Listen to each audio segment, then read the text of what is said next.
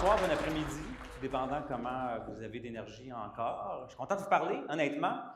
Avant de débuter la présentation, juste pour faire un petit contexte, moi, j'étais le premier sceptique au niveau de l'assurance vie.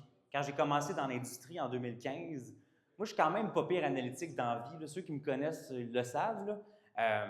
Puis quand je me suis fait présenter les concepts d'assurance, la fiscalité, comment c'est intéressant, à l'époque, je n'avais pas ma maîtrise, je me suis dit, est-ce que c'est trop beau pour être vrai? Puis là, je me suis dit, bien, pour répondre à cette question-là, je vais faire mon bac, une maîtrise, un paquet de fichiers Excel, des discussions avec d'autres fiscalistes, des avocats, des notaires, des comptables, pour finalement me rendre compte que, ouais, c'est vraiment, vraiment, vraiment rentable, qualitativement, mais surtout mathématiquement, l'assurance vie permanente. Et la présentation que j'ai montée, mon objectif, c'est si vous pouvez avoir un ou deux concepts dans votre tête que vous vous dites en sortant, « Hey, je pense que ça me servirait dans ma business. Hey, je pense que ça me servirait à Monsieur X, Madame Y. Moi, j'ai fait ma job. » OK? C'est sous la forme d'études de cas. Fait que c'est deux cas que je vous présente qu'on a déjà travaillé ou qu'on est en train de travailler au cabinet. Donc, je commence études de cas, rentabilité du vivant et au décès, parce que, tu sais, bon, c'est ultra rentable au décès, l'assurance vie. Clairement, je vais vous le montrer. Mais il y a aussi une bonne rentabilité du vivant, fait que je vais vous le démontrer également. Après ça, on va parler du fameux PFI, le financement indirect de police, qui n'est pas l'infinite banking, c'est pas ces affaires-là qui veulent rien dire, bien honnêtement, c'est vraiment le financement indirect d'une police dans une corpo. Okay? Et à la fin, une autre étude de cas, grosse fiducie testamentaire, plusieurs millions de dollars dans une fiducie, comment on peut utiliser l'assurance vie pour simplifier la succession puis transmettre de l'argent de madame vers sa fille, puis de sa fille vers les petits-enfants, tout simplement. C'est good? Right. On commence. L'étude de cas, quand même des données pas pire classiques dans des dossiers d'envergure. Monsieur de 55 ans, en bonne santé, non-fumeur, a une structure corpo, OPCO, OPCO, gestion, fiducie. Okay? Fait qu'on a société OPCO, il y a des profits, ça s'en va dans la fiducie, c'est repitché dans la gestion, il n'y a pas vraiment d'impôt là-dessus. Bien, vous comprenez ce que je veux dire là-dessus. On a un chiffre d'affaires de dépenses, puis à la fin de l'année, il reste 800 000 de bénéfices après impôt. Il n'y a plus vraiment de dette. Fait que, dans les états financiers, on check, là, puis il y a 800 000 de bénéfices non répartis à la fin de l'année. Bien, c'est pas mal le 800 000 que vous pouvez prendre, puis vous pouvez optimiser placements, assurances, etc. On a déjà une GESCO dans ce dossier-là. Il y a 4 millions de dollars de placements dans la société de gestion. On a un profil équilibré. Bien, l'entrepreneur a pris du risque, puis dans ce cas-là, bien, ça lui tente peut-être de prendre un peu moins de risques puis de consolider ses avoirs. Je vous épargne les détails du calcul, mais dans ce dossier-là, le besoin d'assurance est à 3,5 millions. Puis donc, punch, la recommandation, on positionne une assurance entière avec participation dans la société de gestion, jamais dans une opérante, une police d'assurance vie entière avec participation, pour deux raisons principales. La première, si l'opérante se fait vendre, l'assurance entière avec participation, ça peut potentiellement disqualifier pour la DGC. Le premier 1,2 million, pas d'impôt. C'est une police permanente là-dedans, la valeur de rachat, ça peut venir contaminer la DGC, fait qu'on ne met pas ça là. Puis, bien, c'est rare qu'un acheteur va acheter une business avec une police permanente, ça n'a comme pas rapport, fait qu'il faut sortir de là anyway. Fait que jamais dans l'opérante, toujours dans gestion, 99,9 de fiscaliste, ça dépend tout le temps, mais généralement, bon, ben, c'est gestion. Fait que voilà, 250 000 $ de primes par année pendant 10 ans, congé de prime à la 11e année dans ce dossier-là. On commence à comparer du vivant, qu'est-ce que ça donne? Dans ce dossier-là, je me dis, si le client, sa société de gestion, met 250 000 $ par année pendant 10 ans, au bilan, c'est quoi la valeur des placements net versus la valeur de rachat? Okay? Les placements, j'ai comparé avec un placement qui porte un intérêt à 5 %. Si vous voulez me jaser après pour discuter des nuances, ça va me faire plaisir. Mais essentiellement, on se rend compte que la valeur de rachat dans ce contrat-là dépasse, au bilan, là, dépasse la valeur des placements après impôt. Je vous le dis, là, le break-in point dans ce dossier-là, on est à peu près à 9-10 %. Fait qu'il faudrait à peu près que des placements génèrent 10 % d'intérêt brut pour, après impôt, donner le même rendement au bilan que la police d'assurance vie entière avec participation. Fait que si on le voit déjà du vivant, c'est assez rentable, mais c'est au décès. Au décès, ça n'a juste aucun maudit sens à cause du CDC principalement. Là. On voit à 85 ans, si je prends le même 250 000 $, je mets ça dans des placements à revenus fixes qui donnent 5 % d'intérêt. Ma valeur nette successorale, je vais vous le définir, c'est j'ai une compagnie de gestion, je décède, mes actions roulent à la conjointe survivante, fait qu'il n'y a pas d'impôt au niveau des actions. La conjointe survivante ressort le capital décès sans impôt via le CDC. Puis s'il y a un lag de CDC qu'on ne peut pas utiliser, on sort un dividende imposable et un remboursement d'impôt. Bref, on fait tout ce calcul-là. Si je fais ça et que je n'ai pas d'assurance, c'est 3,10 millions la valeur nette de la succession pour le même cash. C'est le même 250 000 dans la compagnie. Mais si je prends le 250 000 et je le mets dans une police, on est à 7,5 millions net d'impôts pour, mettons dans ce cas-là, la conjointe survivante. Fait que, pour vrai, c'est un no-brainer, honnêtement. Si je rajoute du gaz, le gaz, c'est l'effet de levier. Qu'est-ce qui arrive? Parce que là, on est d'accord, on pourrait s'arrêter là, c'est parfait. On a un besoin d'assurance, on remplace les revenus fixes par une police d'assurance. Du vivant, on ne perd pas d'argent, même on en a plus.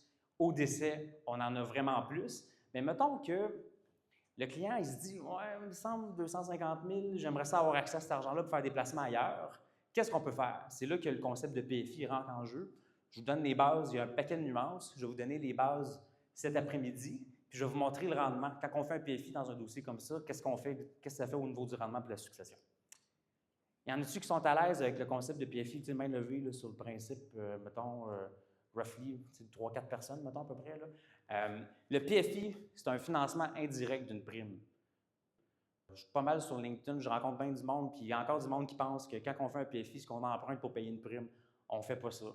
On paye une prime, puis on emprunte après. OK? Il y a vraiment des étapes à suivre. Puis essentiellement, les étapes, je vous le dis, c'est vous faites votre analyse de besoin, vous déterminez le besoin d'assurance vie. Exemple, on a un impôt à couvrir au décès. On envoie en tarification, on négocie avec des banquiers, puis aussitôt que le contrat est prêt, est approuvé, on paye la prime, on va chercher une marge de crédit, on va chercher le même montant ou un peu moins de la prime. On fait vraiment, on paye une prime, puis après ça, on rembourse. Pas on rembourse, mais on va chercher le financement de la prime et non pas l'inverse. Pourquoi on fait ça? Parce que si on fait l'inverse, les intérêts ne sont pas déductibles, puis il faut absolument que les intérêts soient déductibles, parce que si vous n'êtes pas capable de déduire les intérêts, le PFI, ça tombe à terre. C'est pas que ça tombe à terre, mais c'est pas rentable, c'est trop compliqué pour rien, puis ça ne marche pas. OK? Pourquoi ça marche? Déduction des intérêts, 21C de la loi d'impôt sur le revenu. En gros, si vous allez dans la loi, c'est pas clair, mais je vous le résume, t'empruntes pour investir, c'est déductible, essentiellement. Après ça, tu as un autre niveau de déduction, si tu respectes les critères. Puis il y en a une couple, mais si tu respectes les critères, une partie de la prime ou du coût net d'assurance pure qui est déductible aussi. Puis quand on dit déductible, c'est pas compliqué, si on sauve l'impôt, c'est un cash flow de plus, c'est-à-dire que ça coûte moins cher à mettre en place le contrat, essentiellement. Puis à la fin, OK, c'est beau, mettons j'ai un capital d'essai de 10 millions, mais j'ai un prêt de 2 millions, j'ai quand même un crédit de CDC de 10 millions. Mon crédit au CDC, il n'est pas diminué du fait que j'ai un prêt à rembourser. Puis ça booste la stratégie également. Fait que là, je vais vous le montrer, là, les rendements, j'ai fait des calculs. Le même dossier, 250 000 par année pendant 10 ans, la valeur nette successorale de 7,4 millions que je l'ai montré tantôt, c'est quoi le rendement qu'il faudrait que je fasse sur mes placements après impôt pour équivaloir le même résultat? 4,3 %. Ça, c'est net d'impôt. Okay? Mais si je fais le même contrat en PFI puis toutes les variables fit, là, ça c'est genre dossier parfait, là, bien, mon taux de rendement interne est à 9,9. Fait que tu sais, je suis comme plus que x2. Puis à 90 ans, bien, si je fais le contrat sans faire un financement de police, mon taux de rendement interne net pour la succession, je suis à 3,8. Mais si je le fais en PFI, je suis à 7,8. Fait que tu sais, dans votre tête, dites-vous que si les as sont alignés, on a un bon dossier, on peut déduire un paquet d'affaires, on a à peu près x2 là, quand on finance la prime. Donc, ça coûte 2 fois moins cher essentiellement. On peut virer ça de l'autre bord. Là.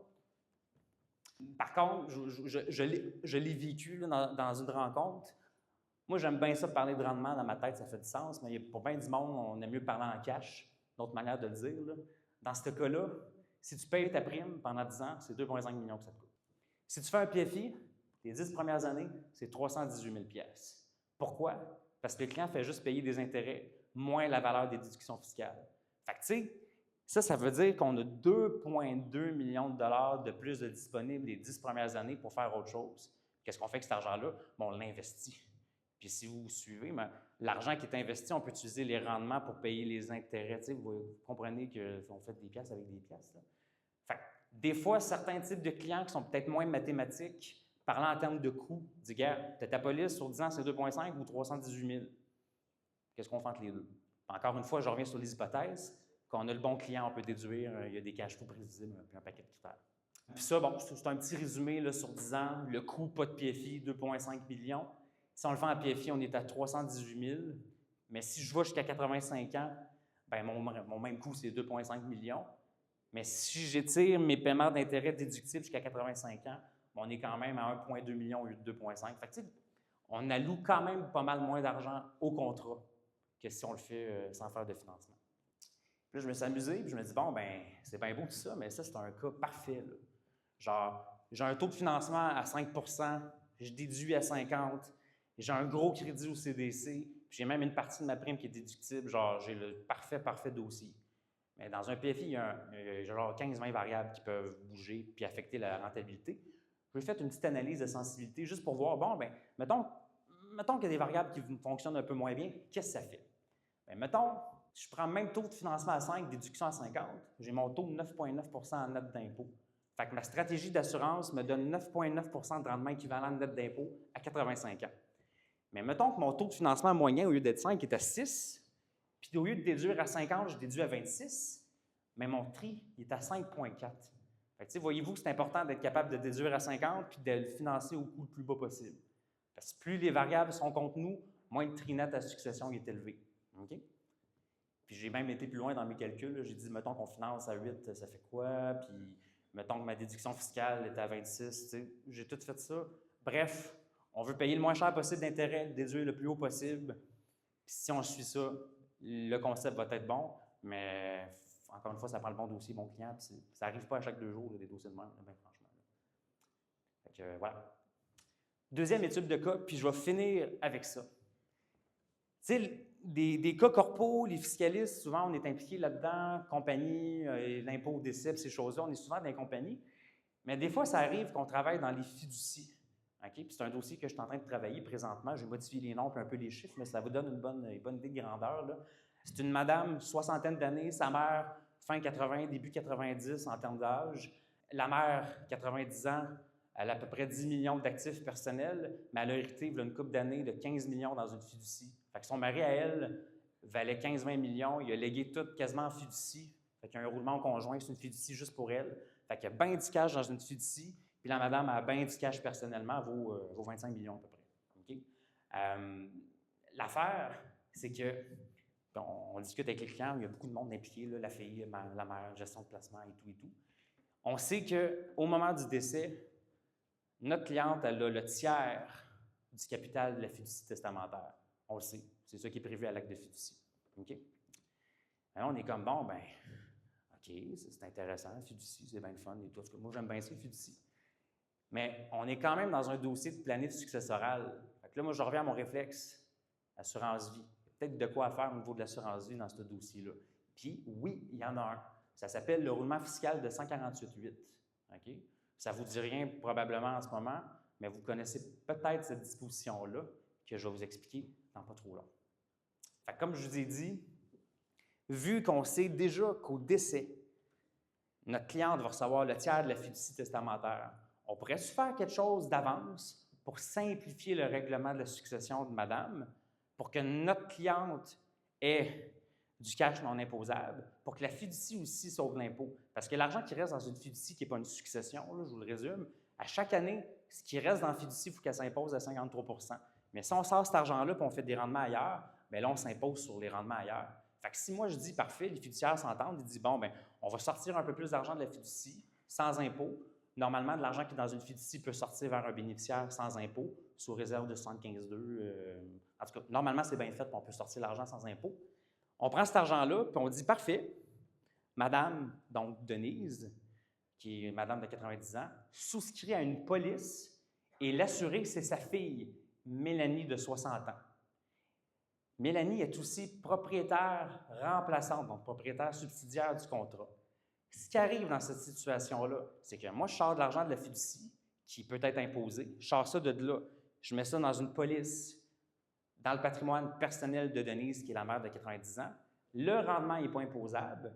Et au moment de décès de Denise, le contrat roule sans impôt à Mélanie qui a 60 ans. Fait que, tu sais, c'est une manière, si moi je suis le parent, j'ai un enfant, je possède un contrat d'assurance sur la tête de mon enfant, puis au décès, mon enfant, c'est le propriétaire remplaçant, je peux léguer ce contrat-là sans impôt. Le seul autre roulement que je peux faire, c'est au conjoint. Mais dans ce dossier-là, il n'y avait pas de roulement conjoint. Je vous l'ai dit tantôt, là, madame est veuve, son conjoint n'est plus là. Puis elle n'a comme pas le temps d'en avoir un autre, mettons, conjoint, tu sais. Fait que ça prend un autre roulement. Puis un des roulements qu'on peut utiliser, c'est le roulement d'une police. Ça fait du sens? Puis là, ben, la recommandation, je vous le dis, là, c'est... On va probablement, on est en train de travailler le dossier, là, mais on va probablement avoir des attributions de capital supplémentaires de la fiducie vers la mère. La mère prend le 250 000 ou 200, peu importe. Elle achète la police.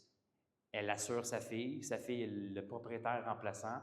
Au moment du décès de la mère, le contrat roule à sa fille sans impôt. Fait qu'on sauve l'impôt dans la fiducie, on sauve l'impôt dans les mains de la mère, on sauve l'impôt dans les mains de sa fille d'une soixantaine d'années. Et en plus, on a une bénéficiaire désignée qui est la fille de Mélanie. Fait que, c'est comme, on est aussi dans une stratégie en cascade. On est comme 2 générations d'avance. C'est un super beau dossier. Puis, by the way, dans un dossier comme ça, comptable, fiscaliste, avocat, parce qu'on a un acte de fiducie, puis on ne peut pas faire ce qu'on veut. La fiducie, il y a des règles. Là. Un acte de fiducie, c'est comme une loi, là, littéralement. Là, une loi, en tout cas, c'est pas une loi, mais peu importe. Là. On a des règlements à l'intérieur qu'il faut suivre ça. Dans ce dossier-là, il faut lire l'acte de fiducie, il faut se dire, bon, bien, ce qu'on propose, est-ce qu'on peut le faire, etc., etc. Fait que, c'est un dossier, il y a 8-10 intervenants, c'est pas facile. Là. Mais ça vaut la peine. Voilà, c'était pas mal ça. Ça m'a fait plaisir.